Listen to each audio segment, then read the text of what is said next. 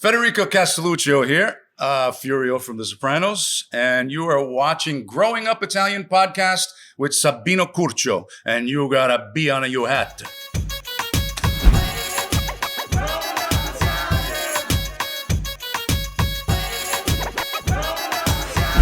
What's up, everybody? This is the Growing Up Italian podcast. We have a very special episode, as you can see today. The legendary Federico Castellucio, Armand Assante. Thank you. Thank you guys for your time today. How you guys feeling? Pleasure to be here, man. Feeling great. Love Rhode Island. Yep. Been here many times. I understand it's your first time, right? My first. Is your first time in Rhode Island? Yeah. What is there to do in Rhode Island? Because I'm trying to figure it out. We're trying to figure it out. Yeah, as well. I think you got to go to Federal Hill, right, and go to some of the Italian restaurants that are still around. Yeah, food is amazing. The food is amazing out here. Man. Truly amazing. Yeah. Because, I mean, when you think of Rhode Island, it's not like any big sports teams here, or there's not one baseball team, basketball, football team. I can't think of like one major, like, so Rhode Island is not really looked at as the Patriots, I guess, right? Patriots? Patriots is New England. That's so right. I mean, Rhode Island, it's part of New England. So it's an hour away. Yeah, it's not bad. So, I mean, it's not. They're it's very not, proud of their football team. Well, Yeah. I mean, they had a lot of success. I just want to say that we were talking a little bit before we started rolling that I love two particular characters that both of you guys played. Obviously, Furio and Gotti, John Gotti, and the HBO movie, and we were just talking about it. And you had a great story about your role in that whole movie and how you helped with the cast. And I would just love to hear, like, you should tell everybody. No, there's no mystery to that film. It came out of an amazing team. It was helmed by the writer Stephen Shagan, Stephen Shagan wrote for Brando and Scott. He was an amazing writer. Blacklisted during the 50s. He wrote some very, very powerful scripts. But I really look at Stephen's writing because he really understood the larger implications of what the Gotti case represented. And I think that that was in a way the nucleus by which people like Gary Lucchese, who at the time was the head of Paramount, he has his own production company now, Robert Harmon, whom I wanted for the film because I saw his first film called The Hitcher, with Rutger Hauer. And it was one of the most epically shot, simple films. Great film, man. But the way he used the camera was, he just was all raw emotion, the way he shot. And I thought he would be amazing. Because the Gotti film was very an intimate portrait of a character. And I thought the way Robert Harmon shot it was a beautiful director, phenomenal director. And also, I mean, you have to remember the opportunity to have actors that initially HBO was very skeptical of, but I maintained a very strong allegiance with Robert Harmon and Gary Lucchese that we should have Dominic Chianese, Tony Sirico, Vincent Pastore in those roles because they were perfect for those roles. It's unquestionable. And so, I mean, I remember watching the movie when I was very young. Right. Like, I was very young when that movie came out, and then I rewatched it as I got older. Yeah. And when I rewatched it, I was like, oh my God, there's so many Sopranos guys in this movie. Yeah. Like you said, Dominic Chianese, Vincent Pastore, Tony Sirico. Yeah. So some of the biggest characters on The Sopranos. So, it's just great because obviously your role on Sopranos, one of my favorites, because on Sopranos, like, we usually get a lot of heat, especially in my world when, we post like funny memes of Sopranos. They're like, why are you guys pushing like this like mafia stuff? And but it's also like a story about a family man and family values. But also your character was off the boat Italian guy. So you kind of showed the different kinds of Italians out there. And that's what we also do. So that's true. So I loved your role in that. Well, thank you. Thank you very much. I actually auditioned for another character the year before. Really? Yeah, it was for the character of Johnny Sack. Oh, and really? I remember my agent calling me up because I after seeing the first episode of The Sopranos, I said, this is absolutely something I need to be a part of because I was an actor, doing theater and, television, film stuff. And it struck a chord with me because it was like nothing I had ever seen before on television. It was like each episode was like a small film the music that was so perfect for it at the end. The characters. I mean, I had worked with certain people like Vinnie Pastore before, and Michael Imperioli I knew from the theater circuit. So there were all these wonderful actors, and James Gandolfini, who was an actor that a lot of people didn't know him at the time, but I knew him. I spotted these small roles that he did, just supporting roles throughout the years. I used to see him in, Black Box Theater in New York City. And he always left an impression on me. And when I saw his name on the breakdowns, and when I saw him in that series, I said, this somebody made the right choice to get this guy as the lead. Yeah. And so I auditioned.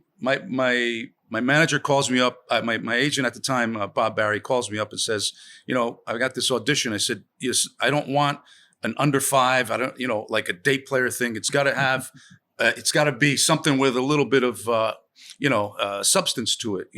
Maybe a 2 or 3 episode thing. He goes, well, this character, Johnny Sack, he's the New York boss. I said, well, send me the breakdown. I read it. I call him back. I go, I'm not right for this. I got long hair. I don't want to smoke 1,000 cigarettes. This is a John Gotti type here, man. I'm not. He goes, Federico. He would have been a great Johnny Sack too. No shame to Curatola, but right, I could picture that. That's funny, right? But no. He's this is a unique, very singular individual and actor here, man. I don't even want to. I just what he did in his career is legendary, absolutely legendary. So what wound up happening? Long story short, I go in, I read for the thing. And I get a call back, and then nothing. When I see who they got, which was Vince Curatola, right? I'm like, that's who I imagined, this role to be. No harm, no foul. He was older than, was an older guy, very kind of like blown back hair, like Gotti and stuff. So about 6 or 8 months later, then I got another call to read for FURIO. And that's great. So that's how that Actually, came about. It's funny. In Brooklyn, on top of my sandwich shop, we have an office where we're always filming content, New World, just social media content. So it's not even with a camera like that, just cell phone stuff. And one of these kids that works with us has like hair similar to yours. So he put it in a ponytail and went up to one of the kids and smacks the hat out and goes, stupid fucking hat. So, just when you're in a show like Sopranos, people like when they see you, I'm sure they like right away, like your famous lines, they'll say, stupid I get that all the time. Game, right? Yep, I get that all the time. That's one of the famous ones, stupid the fucking game, that one. You got to be on your hat, So it's like all these like little lines, but you hear that all the time. Whenever somebody sees you, it's endearing in a way because your fans are connecting with you. They love the show, and when they meet you, it's just like this really cool experience. I'm always happy to hear that from the different people. I want to give a quick shout out to Pete for connecting us. And we actually got Premium on phone. Pete, yeah, Premium Pete, the legend that just made this happen too. But when we spoke on the phone that time, we discovered that we're paisans too. That you come from a town that's 25 minutes from my town, Toro Osaria. So Torre Orsaya, Tower of the Bears. Exactly, Toro Osaria. Orsaya. I never know how to say it. Okay, I'll say. Listen, watch my lips. Torre Orsaya. Orsaya. Yes. Okay. Beautiful town. It's literally 3 towns over from mine.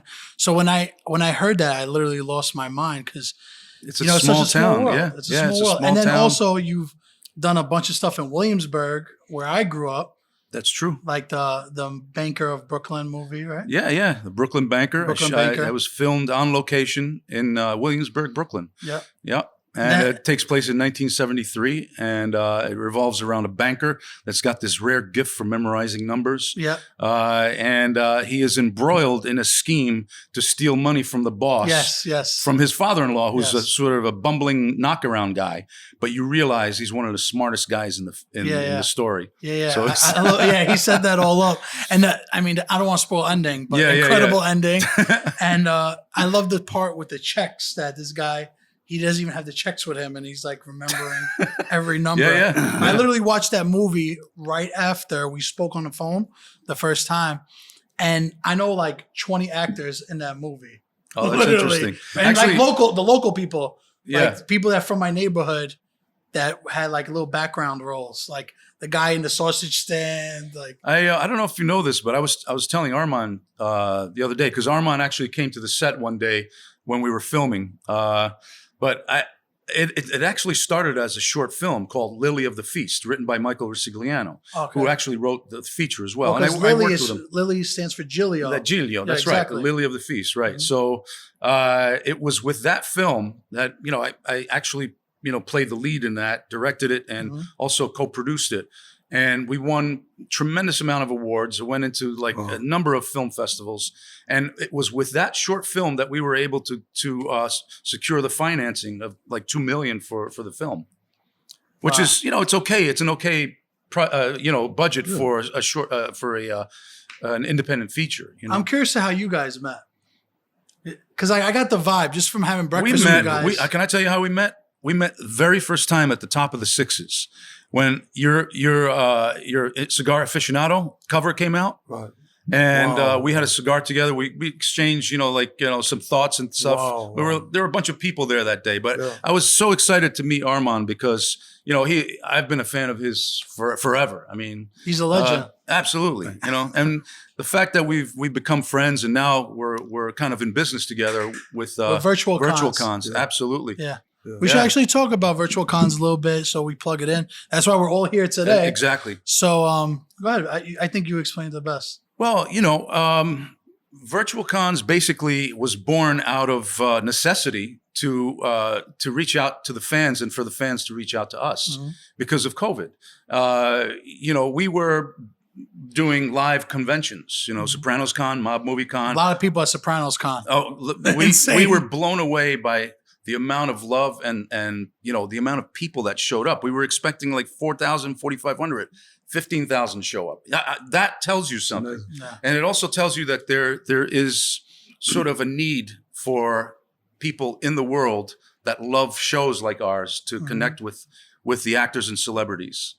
And so Michael Mata, who is from Rhode Island. I actually met him right before here. Brilliant guy. Brilliant. And he's a character too. So he calls me up and basically he tells me that there are these two super fans, Joe Fama, who came up with the idea, and another what tell me his name.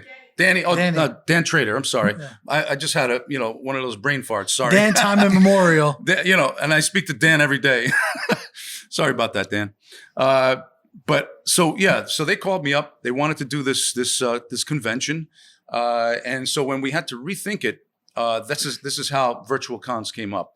And so I reached out to several people that I know, including Armand, and we pitched the idea to him, and then you can take it over from there. Yeah, I'd love to hear how you came on board. I think what Federico said is very present right now, in that because of this COVID crisis, people do really want to communicate. And you're seeing it in the reality of social media. It's just literally exploded. And I think any need for accessibility, to find out, to actually have one conversation. Sometimes if you have a conversation, one moment can change a person's life. And I found that out in my lifetime. I mean, I gave a class last year in Russia, and it had a very profound effect. And I know that I think with virtual cons, it does not have to be just a shout out, hi, so-and-so, happy birthday, goodbye. Yeah, take your money and leave. It's not taking your money and leaving. We can invite people in for, what is the question you want to know from me? How can I help you move your life forward? So you're going to be doing like teaching classes on that? Federico and I have discussed it. I know you do painting classes. Yeah, we're going to be doing a master class together, an acting master class. That's great. That's great. I'll be doing a painting class as well, showing people how actually to start a painting from ground to finish. I'm going to make the painting of what you did of Tony and Carmela as like the Duke and Duchess of North Caldwell. Yeah, that was I literally put a picture of that on my Instagram today when I saw it in the office. But it's based on a 15th century painting called the Duke and Duchess of Urbino of Italy. Okay. Yeah. So it was a take on that. It's a sort of a fool the eye combination of of art history and pop culture, and that's what people kind of relate to, you know. No, it's great. It's great. Yeah. You were telling a great story about Bocelli before when we were having breakfast. I was That was very, very fortunate. I was a guest at his celebrity fight night in Florence. I can only tell you it's one of the most astonishing groups of people I've ever been in Creatives. assemblage with. I mean, Yeah. the people that were there, David Foster, anyone around Bocelli I'll give you an example. Peripherally, I went out one night to dinner outside of Florence, probably about 60 kilometers outside of Florence. Mhm. It's like 30, 40 miles. Yeah. And Bocelli has a group of musicians and singers that he works with consistently. That live with him? No, but they Just like he's his called normal- into work. yeah, yeah. I need to work on this hour. Let's Yeah. work. And we went to this dinner, very rustic old Italian restaurant, and extempore, every one of them got up and either sang or played Wow, the really? violin. I filmed it. It is so powerful, and you realize the magnitude of these people's talent is just it's mind blowing. And you know, a cultural figure like Bocelli has to be sustained by that kind of commitment. What was and your energy, initial you know. reaction when you seen him? Were you just like Huh? when you first saw him? Were you like starstruck? Like, I can't believe No, this I is had met Bocelli. his son in New York years ago. I knew about him. I have all his albums for many, many years. So, and I had a very lovely invitation to go. But I will tell you that it's an expensive charity event to go to, but it's worth every penny. It will change your life. You said you got invited there, right? I got invited many times. Yeah. Well, You have to go. Bocelli, Andrea Bocelli's song introduced my character on The Sopranos in Wait, the Commendatore episode. that's Remember? right, that's right. When they that's first right. get to the hotel, you're hearing that song. Yeah, you know what I mean? yeah. And So yeah, you have direct ties to Bocelli forever for that. yeah, well, they invited us anytime they would come to New York or New Jersey. We had an invitation from their group to come in. I introduced my parents to him. They've got photos. They were so excited, you know, to meet Andrea Bocelli. And I mean, he's just yeah, a so it was figure. just- When you think of Italian culture, you Oh, have to think of absolutely. Andrea Bocelli. absolutely. You know, it's like Pavarotti. You know, it's Oh, the same, yeah. same exact thing. You know, Absolutely, yeah. his legacy will live on forever. Yeah. But listen, thank you guys for your time. This was Oh, please. amazing. No, it's my And pleasure, really. if you guys are interested, check out Virtual Cons. We're going to be partnering with them also. So this is great. It's great. I appreciate Our you guys. launch is today. Absolutely. God bless. Thank Ciao. you. Hey, this is Armand Assante, and I want to send a big thank you to Sabino Curcio for having me on her show, Growing Up Italian, which was a big part of my life.